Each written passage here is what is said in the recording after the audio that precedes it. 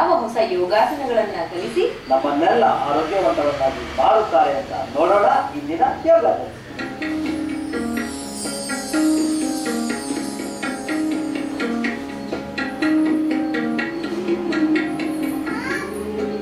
ನಮಸ್ತೆ. ಯೋಗ ಕಾರ್ಯಕ್ರಮಕ್ಕೆ ಆತ್ಮೀಯ ಸ್ವಾಗತ.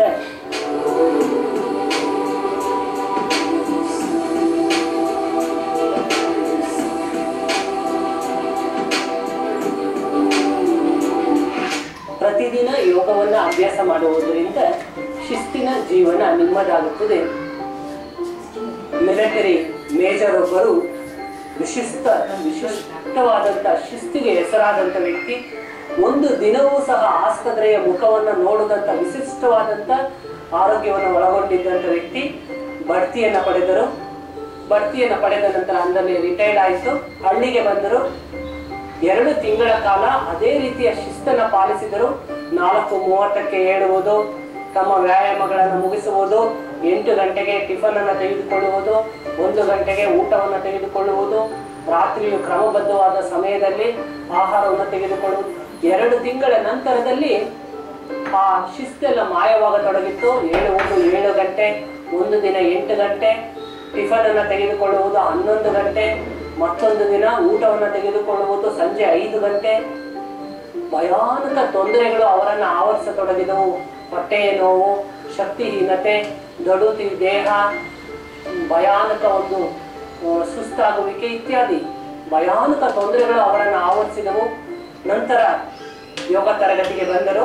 ಯೋಗ ತರಗತಿಗೆ ಬಂದಾಗ ಅವರನ್ನು ಪರಿಶೀಲಿಸಿದಾಗ ಬಂದ ಮುಖ್ಯ ಮಾಹಿತಿಯಿಂದಲೇ ಬಹಳಷ್ಟು ವರ್ಷಗಳ ಕಾಲ ಒಂದು ದಿನವೂ ಸಹ ಆಸ್ಪತ್ರೆಯ ಮುಖ ನೋಡದ ವ್ಯಕ್ತಿ ರಿಟೈರ್ಡ್ ಆದ ನಂತರದಲ್ಲಿ ಬಹಳಷ್ಟು ತೊಂದರೆಯನ್ನು ಪಡೀಲಿಕ್ಕೆ ಕಾರಣ ಅಂದರೆ ಆತನ ಅಶಿಸ್ತು. ಸಂಪೂರ್ಣವಾಗಿ ಅದನ್ನು ಸರಿಪಡಿಸಿದ ನಂತರದಲ್ಲಿ ವಿಶಿಷ್ಟತೆ ಆವೃತವಾಯಿತು. ಪ್ರತಿದಿನ ಯೋಗವನ್ನ ಅಭ್ಯಾಸ ಮಾಡಲಿಕ್ಕೆ ಮುಂದಾದರು. ಧ್ಯಾನ, ಆಸನ, ಪ್ರಾಣಾಯಾಮ, ಧ್ಯಾನದ ಇತರ ನಿಯಮಗಳನ್ನು ಕ್ರಮಬದ್ಧವಾಗಿ ಅನುಸರಿಸತೊಡಗಿದರು. ಬಹಳ ವಿಶಿಷ್ಟವಾದಂಥ ಪ್ರಯೋಜನಗಳು ಅವರದ್ದಾದವು. ಮತ್ತೆ ಮೊದಲಿನ ಸ್ಥಿತಿಗೆ ಮರಳಿದರು. ಅಂದರೆ ಪ್ರತಿದಿನ ಯೋಗವನ್ನು ಅಭ್ಯಾಸ ಮಾಡಿದಾಗ ಶಿಸ್ತಿನ ಜೀವನ ನಿಮ್ಮದಾಗುತ್ತದೆ. ಶಿಸ್ತು ಎಲ್ಲಿ ಇರುತ್ತದೆಯೋ ಅಲ್ಲಿ ಆನಂದ ಇರುತ್ತದೆ, ನೆಮ್ಮದಿ ಇರುತ್ತದೆ, ಆರೋಗ್ಯ ಇರುತ್ತದೆ. ಎಲ್ಲಿ ಅಶಿಸ್ತು ಇರುತ್ತದೆಯೋ ಅಲ್ಲಿ ರೋಗಗಳು ಇರ್ತವೆ, ಅನೆಮ್ಮದಿ ಅವರನ್ನು ಆವರಿಸುತ್ತಿರುತ್ತದೆ, ಅಂದರೆ ದುಃಖ ಅವರನ್ನು ಆವರಿಸುತ್ತಿರುತ್ತದೆ.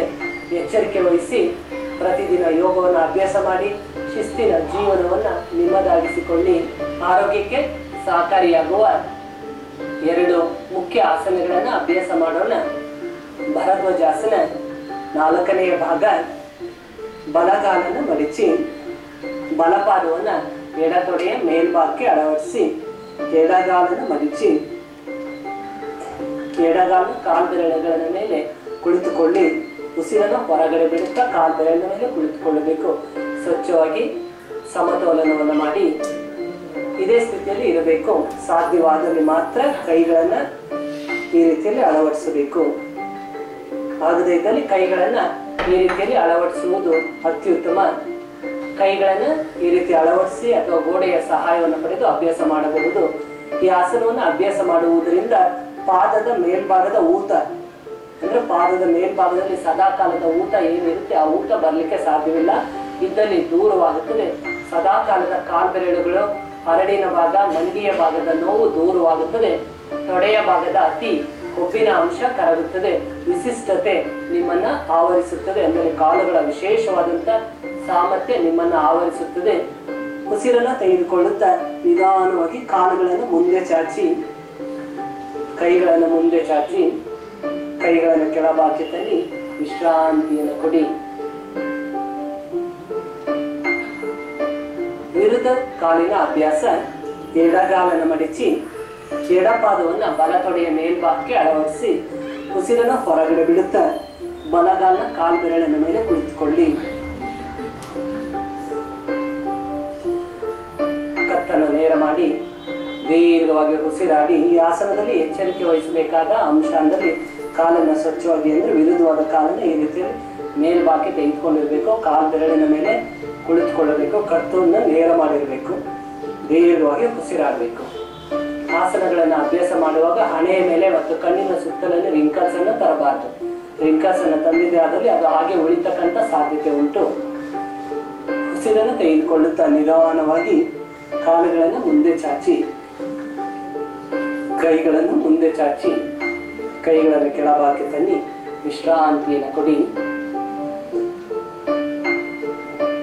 ದಂಡಾಸನದ ಸ್ಥಿತಿಗೆ ಬನ್ನಿ.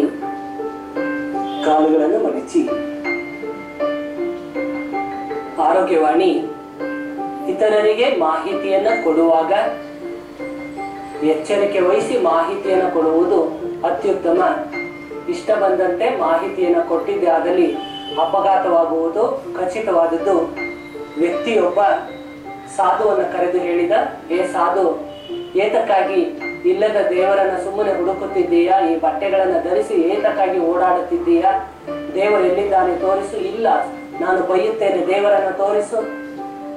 ಆತ ಸಾಧು ಒಂದಲ್ಲಿ ಹೋಗುತ್ತಿದ್ದವ ಇದ್ದಕ್ಕಿದ್ದಂತೆ ಬಟ್ಟೆಯನ್ನು ಹರಿದ, ಬಟ್ಟೆಯನ್ನು ಬಿಸಾಕಿದ, ಸಹಜ ವ್ಯಕ್ತಿಯಂತೆ ಮುನ್ನಡೆದ.